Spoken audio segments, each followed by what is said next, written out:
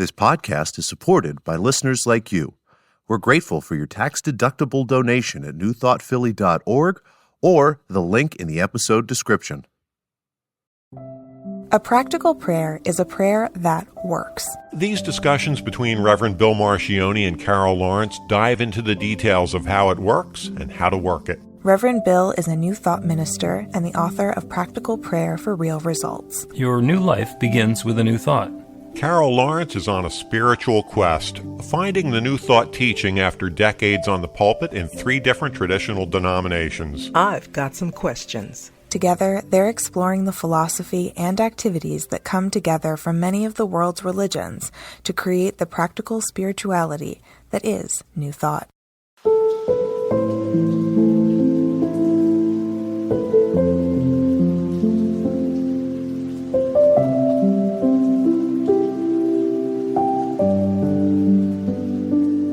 Welcome to the Practical Prayer Podcast. I'm Carol, here with Reverend Dr. Bill Marcioni. Looking forward again to a fun and uplifting conversation or 2 or 3.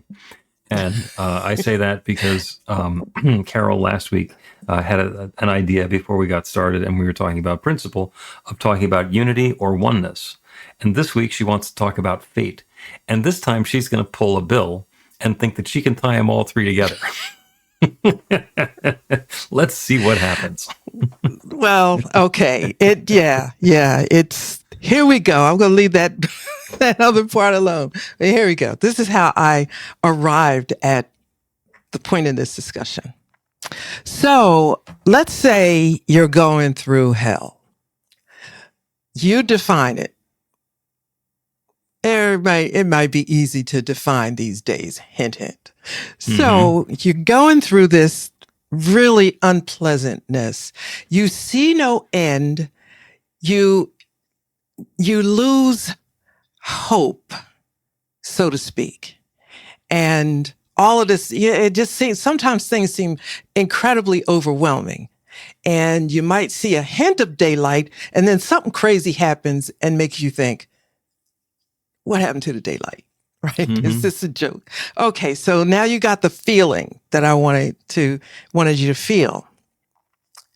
Then you look for, how is this happening? What can I do? What am I doing? What am I saying? Maybe I'm not. You're really looking at this situation thinking, maybe I'm not seeing any things the right way. And you identify, you start thinking, okay, maybe this is just fate. Maybe I just got to accept the way it is, which is a very defeatist place to be. But sometimes we get there. Agreed? Mm-hmm. So I say, okay, you go to the next thing, you're trying to figure out, who can I blame for this? Well, that's productive. Who is responsible? Or you're just trying to find a place, like an event or some turning point that will give you, because you're looking for hope. So where's that handle of hope that you can hold on to? Because it feels like fate. This is like going down. And if I don't want to just give up and go down, is there anything I can hold on to? So I was feeling a lot of that.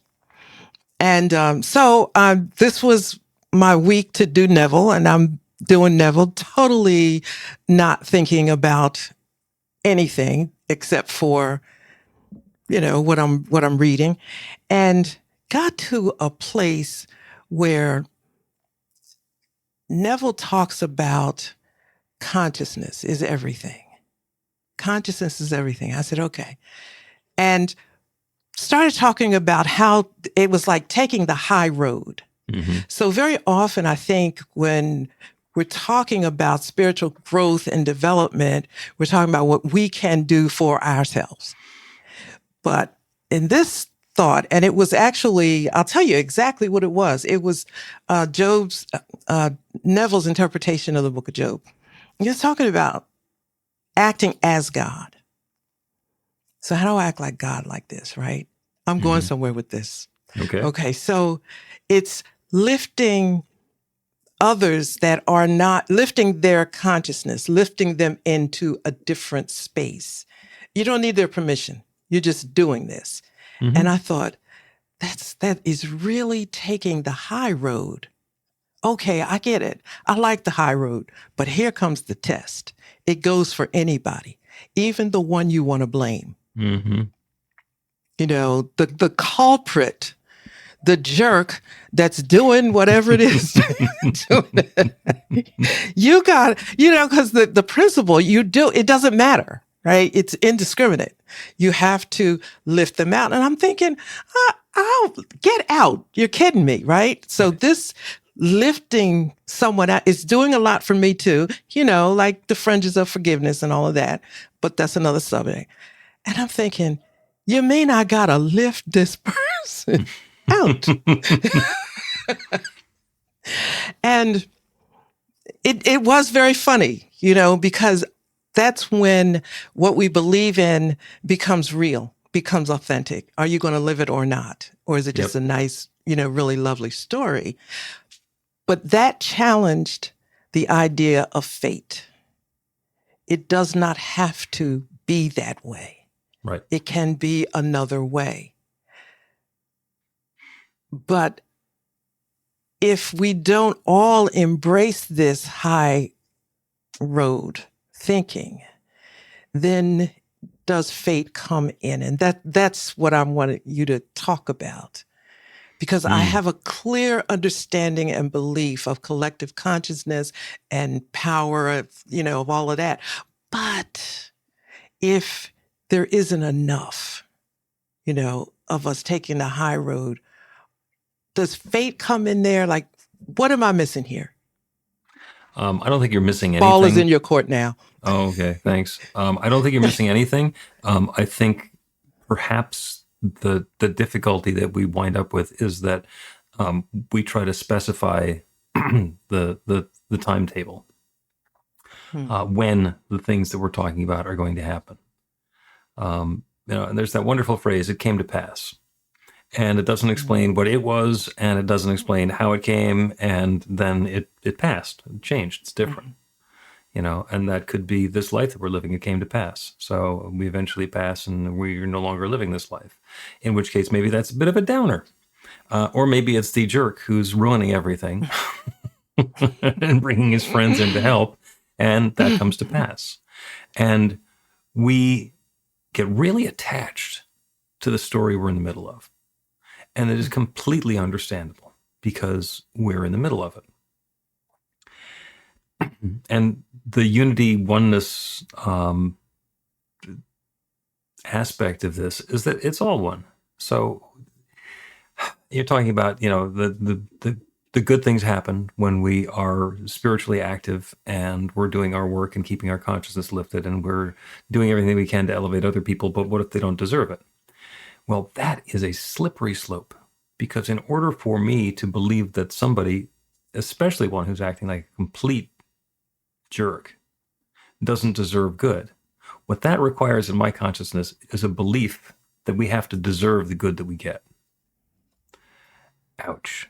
That's not the way it works. We are all deserving. I think we mentioned last week the rain falls on the just and the unjust. It doesn't matter. You don't have to do anything to get a rainstorm. You don't have to do anything to deserve a flood. It just happens. That's part of life unfolding. And, even the big flood, 40 days and 40 nights, it's dry now. Okay. It came to pass. And what we tend to do is we let the events that are going on in our life distract us from our awareness of the oneness and the unity. And then we try to blame forces outside of ourselves, which is really convenient. Oh my gosh. When something happens and I don't like it, and I can have an idea of who's to blame or why this bad thing happened, and I can push it off, and it's well, that's not me, that's them. So they're causing the difficulty in me. Maybe they are. Maybe there's actions that other people are involved in that's causing a change or that's influencing my behavior or attitude or feelings. But they're still my behaviors and attitudes and feelings. So I get to own the part that's internal to me. One of the things that I've been talking about a lot lately is the practice of letting go. Dr. David Hawkins created this very simple technique of letting go. And what he says is that something happens, and then maybe we have an observation that it happened. and then turns into a feeling about it. Sometimes it happens to us and we have the feeling immediately without having to observe. Somebody steps on your foot. You don't have to observe that they stepped on your foot. Your foot hurts. This is a feeling of the foot hurting. Or some comment that's made, or somebody that changes something in social or economic structure, and we have a feeling about that. And the feeling is something that resides somewhere in our body. And then we have a thought about the feeling. Well, that's a bad thing. This is no good. This is trouble. This is change. This is difficulty. This is going to ruin everything. This is going to whatever. And then we have an emotion about that. I'm going to be angry with that person. Or not going to be. Now I'm angry with that person. So there was an event, there was a feeling, there was a thought about the feeling, and then there's the emotion. And we tie them all together so quickly, because what we're trying to do is take that feeling and get rid of it somehow. We're playing hot potato with the feeling. The letting go process is basically says, when the feeling comes up, just go with it. Wow, I'm feeling this. Just stay with the feeling. And don't let it turn into a thought, and don't let it turn into an idea for revenge, and don't try and fix it, or don't try to categorize it or assign it someplace. Just be with it. And the feeling will generally shift to another feeling, and then you can go with that one, maybe to another feeling, but it dissipates. The energy of it dissipates without having to go through that process, without having to hold on to the feeling, and without running the risk of having resentments about it later. Because a resentment is for a feeling that you had, that you shoved away somewhere, and it comes back around because they got to go someplace. Fascinating process to go through, to not get involved in those ideas of fate or blame or deservability. Okay, I want to push it a little bit further because I get that and I agree with that. So it's like not deservable. I don't worry about deservability because I don't think I deserve a doggone thing. So I am so happy to be here. Like, I am not blaming anybody for anything they're doing. I mean that. But, let me take you on a little imaginary trip that I actually went on myself. I went to the place where the upsetness central. Mm-hmm. I went there and I looked at those people that we see as the messing up stuff. Yep. And I thought, okay, you lift this person. I get it. I'm not concerned about why you think the way you're thinking. I can't, that's way above my pay grade, probably yours too, because if you do, you wouldn't be doing it. But anyway, I think, okay, I lift you out. And then I turn around and I look at, I'm not enough. Do you know what I mean? Mm-hmm. I think, can I do this? Because, and I'm saying this to you because you know how ruthlessly focused I can be. Oh, yes. I can be that. And I can be that, but I'm not enough. I know that. So I'm looking around and there's so much division, so much fear, so much. I'm sensitive to that. I understand. I feel it. I hear it. I know it. But what we need is to be ruthlessly focused on the positive, helping, you know what I mean? The idea of helping get this to another place. Mm-hmm. Is it fate if I'm not enough? And I know I'm not, but I'm saying if we don't have enough of that. Do you know what I mean? Yeah. Is that like looking at it from the negative side, saying, because then the other way of looking at it is what's it going to take to make this happen, rather than I'm not enough to make this happen? I don't want to get ego struck, mm-hmm. Like it's not my job. It's not my job, but I know my part in it. I'm clear about that, but it's not me. I'm not enough. This thing is big, it's like, yep. I can't turn the 18-wheeler over no matter how hard I try, but you have to believe that it is possible to do. And there's so much loss of hope and so much fear and so much hurt that I'm thinking, it's just a lot that you would be asking people to step over and aside from their own feelings and do this heavy lift. I'm thinking too much, aren't I? Too much? That's a judgment. So let's go with no, not thinking too much, thinking creatively. And maybe there's too big a string of conditions and cause and effect in there. You mentioned the 18-wheeler turns over and you want to lift it up. Well, okay, the way, if I needed to lift an 18-wheeler that had fallen over on its side, I would reach into my pocket for my phone and and call in the cavalry, because it's going to take more resource than I have available with me right now. And in the meantime, once they've been dispatched or summoned, maybe there's something else that I can do to be present in the meantime. Maybe there's, something seemingly or relatively small that in the long run may wind up being even more important than getting the 18-wheeler uprighted. And I don't know. I don't know. Let me throw this one thing in, because I left this out. Why I even cared about this in the first place is because of oneness. I cannot deny my oneness with all of this. I won't want to say it, but all of these individuals, you know what I mean? I understand the connection. Causing trouble. Yeah. Yeah. I understand the connection. I do. Whether I like it or not doesn't really matter. I get it. So because of that, I must care. And because it's too easy to blame. Mm-hmm. So I'm not interested in that. I'm interested in it. It's just like, oh my goodness, I see the oneness here. So that's what kicked in the strength of the focus. I'm not giving. To not see it this way is not an option. I have to see it this way.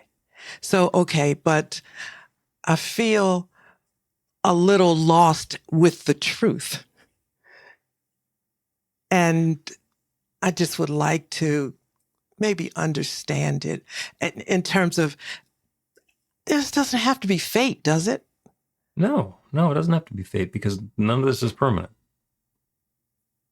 This is all in process, and it all came to pass. And our senses, as we've mentioned 100 or 200 times, are really good at showing us contrast.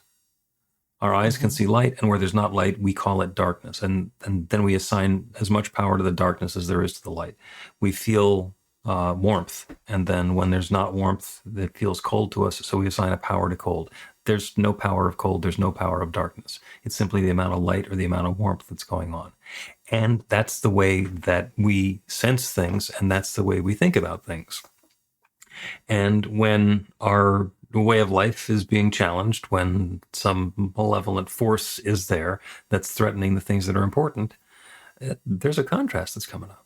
And there's that, we can treat that as something to fight against, or we can say, this is an invitation, because this is clearly not the world that I want to be living in.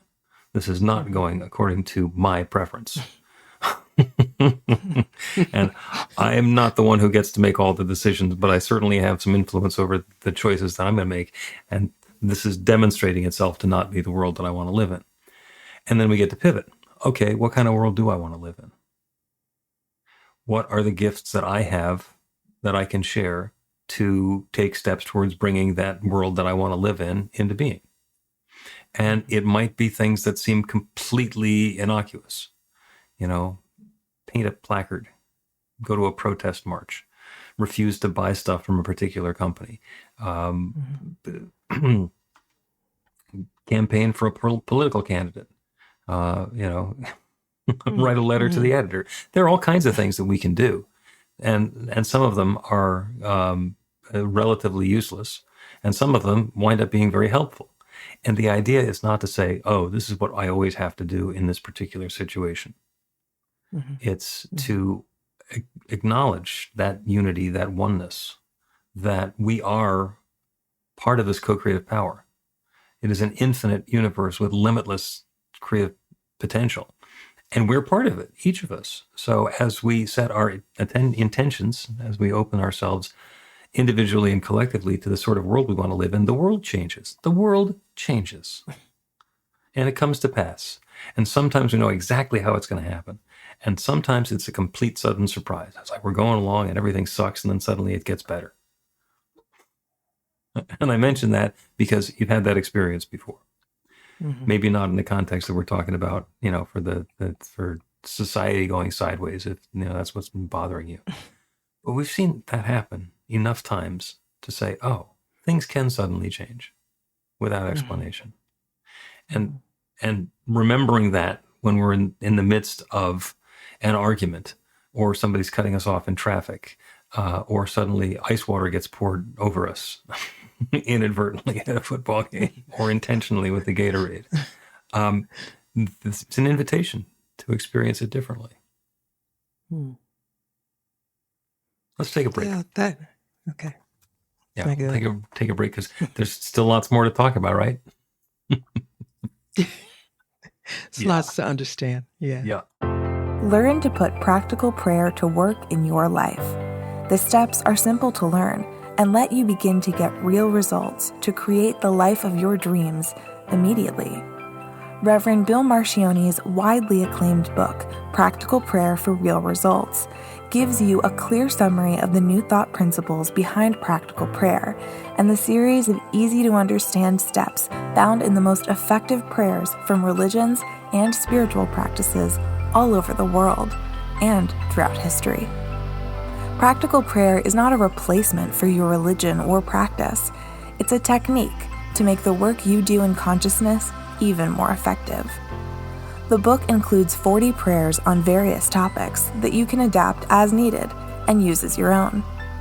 Practical Prayer for Real Results is available in paperback, Kindle, and audiobook on Amazon or at b-the-light.com.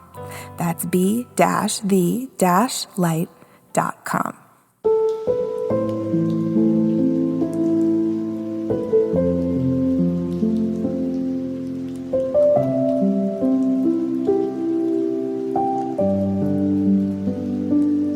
Welcome back to the Practical Prayer Podcast. I'm Carol, here with Reverend Dr. Bill Marcione. And I gave you a big rant right before we took the break. So now it's your turn. So while you were explaining this, I was trying to find my center, because I don't think that I'm overthinking it or too involved. I'm feeling a lot of what people feel right now. I feel like, and I don't, this is going to sound weird, but I'm sort of over my own feelings in a way. Mm-hmm. And I'm feeling a lot of and then what triggers that is, okay, this is what I understand, but it's not that simple. And then comes, I don't know it all. Just because I understand the principles and that doesn't mean I have the whole story. So in comes this old idea that I hadn't thought about in ages, fate. Is this just how it's supposed to be? And not forever. Like fate, I guess, is that idea that something is forever, but it's what it is for right now. Mm-hmm. And it's a pause for me, when I talk about it, when I talk about it financially to people, I say, this is a window, so the world's eyes are not on you right now. You have a window. This is opportunity. Okay, let's go. Mm-hmm. But then there's other things going on that's not that simple. And maybe I'm feeling weight. Yeah. Yeah, I think so. As we are dealing with our moment-to-moment, day-to-day experience of life, it has a tone and a trajectory. And sometimes we are in a downward sweep, and I can remember times when something horrible happened and it took months of sleepless nights to get myself to the point where I could regain my balance. And being in the middle of it, it's just like, it's overwhelming. Mm. It is absolutely overwhelming. And it has come to pass. And somehow there's something happening that either is a different story or a bigger story or a continuation of the story where it doesn't stay that way forever.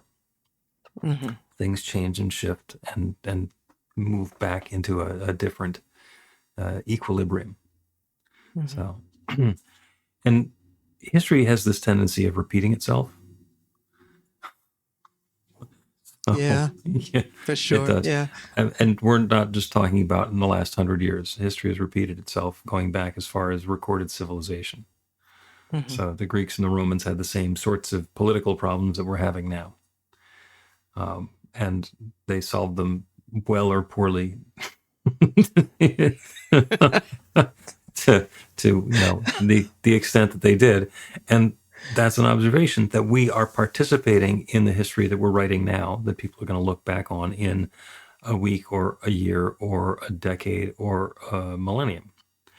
And, so the guidance is, once again, what am I called to do? What am I called to let go of? What are the gifts and resources that I have available? And how can I bring them to bear in a way that's going to help? I'm smiling because you're bringing back some memories, right? Of something that I thought of.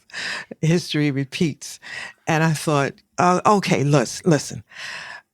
I'm so glad I paid attention in school, right? I had no choice. I had to come home to Ruth. You better be able to explain what happened. But, so I know history. And so then I'm standing there thinking like, but we know history. We don't want this to happen again. You don't want to, and I'm looking at even the people that we would say cause, the people you're thinking, you guys know history. You don't want this is not a good thing here. And then it is. I mean, then it just happens. That idea, which I stand by, look, you do something dumb, don't do it again. Mm-hmm. There's a whole lot of you sitting here. Isn't anybody thinking, this is not a good idea? Yeah. Then I run out of arguments. Right. Well, and the strategy of, I don't like the history book, so I'm just not going to read the history book. It's like that's not a good way of getting away from it. Right. And are those the failings of humanity and of civilization, of human nature, of like somebody, things getting good and then people want to get all the goodies for themselves, because that's what's going on now. And redistributing the wealth so the people who have some get more by taking it away from the people who don't. And that's a gross oversimplification of what's going on. There's a lot of nuance and a lot of things that you can point to and say, well, this sucks and that sucks and this is awful and how dare they do that, and get your self-righteous indignation in full swing. And we can do that. And we can also understand that in the democracy in ancient Greece, the people in charge, they started, the ones who had some money started trying to buy influence, and it worked, and they got more influence, and then it upended the thing. Mm-hmm. So yeah, can we learn from those lessons? Sure we can. Are we gonna? I don't know. We'll see. We'll see. By the way, 24 hours made up a day then still does. So some things haven't changed at all. Yeah, it's still with us. Yeah. So I got some real elementary school questions on this, and this is it knocks fate right out the box. Let's get in a common sense area where if you make everybody poor, then they are sick. So how will they pay for the pharmaceutical stuff that they need? They can't. So then the pharmaceuticals can't survive off of y'all just cream of, the top there. It ain't enough of y'all to sustain it. So that seems to be a question. So then you make everybody broke. They can't buy anything. So who's going to buy y'all stuff that you guys are, that you made you rich. For example, this is so funny. This is funny. Like, everybody knows me. Like, I would be infinitely better off without next day delivery. You know what I mean? Yep. Okay. Just a way of life. If you take that, I can't afford to go to the place that gives me next day delivery. Okay, listen, I'm creative. I'll figure out how to live without you. Mm-hmm. But you can't live without me. Yep. Did you think about that? No. That's the interesting thing, is that we don't have to think about those things until it's too late. And then, if we're in that mindset, then we can just whine and blame somebody else and and try something different. It doesn't work. But that's the technique. But we're smart. We're intelligent people. We are. Like, what did I just say? I said, I got an elementary school question. You make me broke. I can't buy your stuff. What? There are lots of elementary school questions that people just don't want to answer. Okay. And our opportunity is to know that infinite intelligence that knows everything, that shares itself as all of its creation, is sharing itself as those people now. And perhaps there's an opportunity for, let's not even call it enlightenment. Let's call it a clue. Let's call it, I love it. Yes. Got a clue here. An aha moment that what's going to really be good for me to be able to get a lot of money from these people, instead of taking their money and having it given directly to me, let's give them a bunch of money and they can buy my stuff and keep the whole thing going. And that way I get to keep growing, because eventually they'll run out of money and there won't be any more to keep the whole thing going.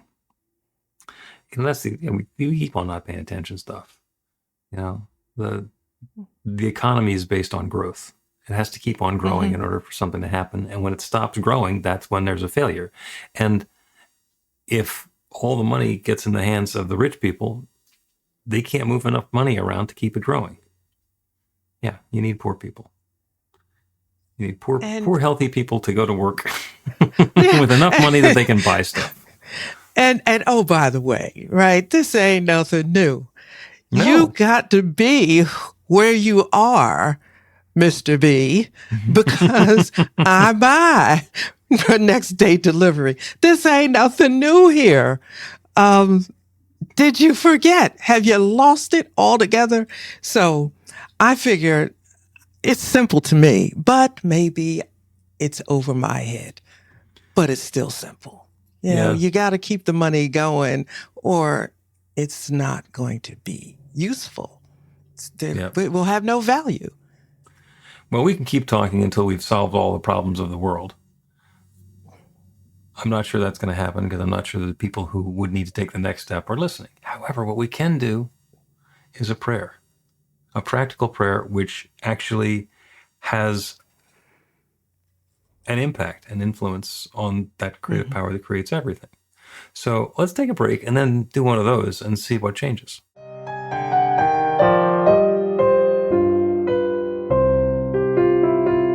It's Reverend Bill letting you know that the Practical Prayer for Real Results class is now available on demand. That's right, you can take it at your own pace, anytime you want. All of the information is at bethelight.com. That's b-the-light.com. You know where to find that stuff. The class is 5 lessons, broken down into 18 modules, and you can take them at whatever pace is comfortable for you. As you work through the process, it starts out with the theory, goes into the practice, there are experiential activities and exercises, and at the end of the program, you will wind up with an understanding of how practical prayer works, and a practical prayer for yourself that will work to create transformation in your life. And as you know, it works for everything. Take a look at the class online at bethelight.com. There's a sample lesson so you can see how the class is going to work for you, and then dive in. The great news is it's on sale now. You can register and save $20 off of the regular price. I'm looking forward to seeing you in class.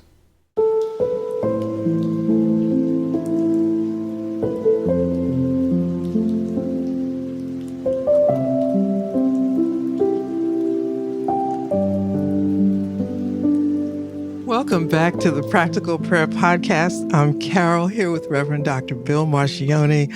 I just got to tell you, I just had the most hilarious moment during this break.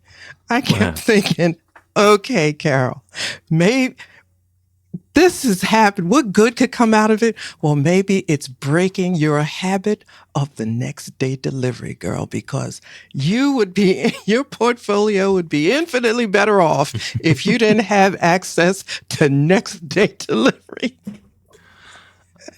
Okay. You gotta, I had to laugh. All right. Yeah. And there's also possible that you can do the next day delivery thing with a lot more of a feeling of gratitude. Like, isn't this cool? Rather than I'm just going to get it. Oh, no, I'm happy. I'm thoroughly happy with it. And that's what's part of this. You're taking my joy away from me. Well, the chances of us convincing somebody that what they've been up to is not helpful in the grand scheme of things, even though it's been working so far pretty well for them, is relatively limited. So we're going to take the broad view. We're going to look at the big picture. And this prayer is about that infinite power and presence, that infinite intelligence, that bright light of divine love that shines through all of creation, shining more obviously and clearly and powerfully through everyone, including those who we have observed to be part of the problem. Yes, we have to let go of our thoughts that God is going to smite them. That they're going to be punished somehow for the transgressions that we have observed. It might happen, but that's really nothing for us to get ourselves attached to. And also we then would have to believe in a world where people get smited for doing things that we don't like. And that would include us, and I'd just as soon not be in that sort of a world.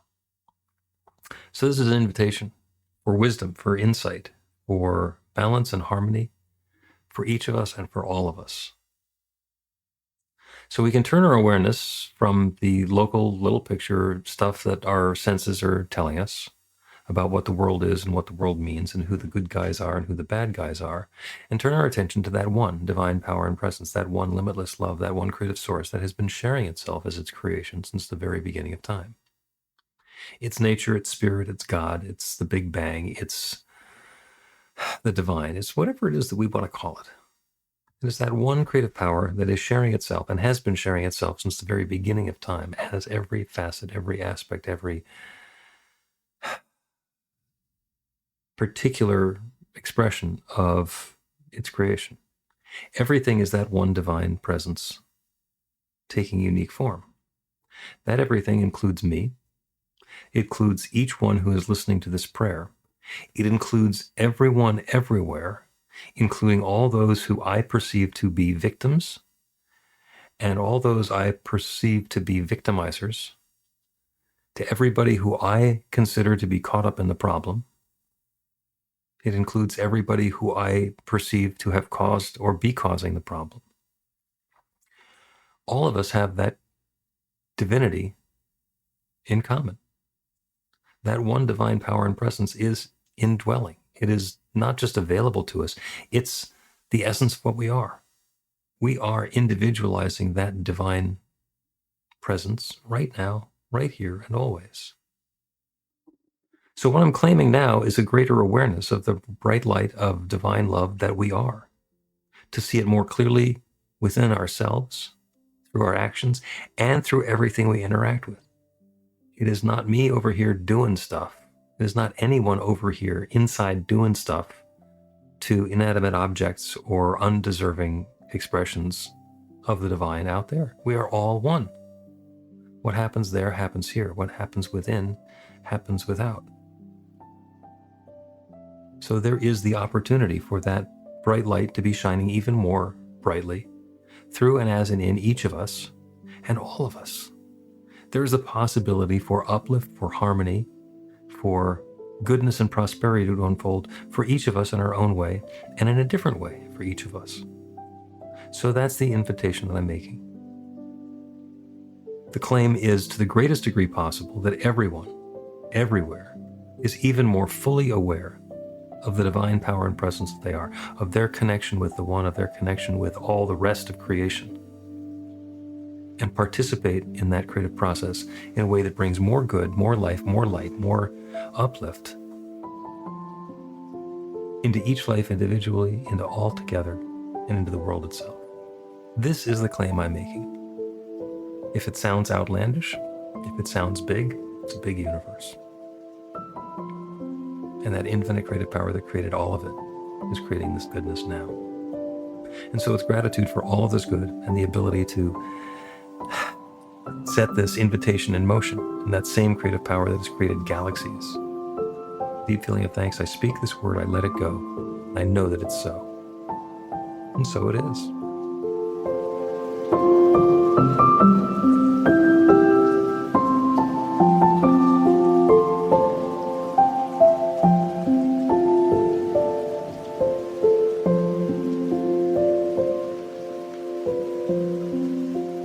The Practical Prayer Podcast with Reverend Bill Marcioni and Carol Lawrence is a production of BeTheLight.com. be-the-light.com. where you can find more information about practical prayer for real results. Our theme is by Music of Wisdom.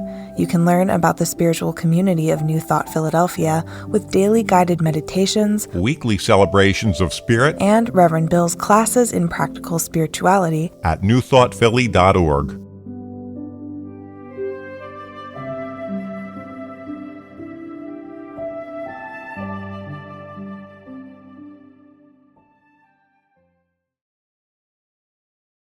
This podcast is supported by listeners like you.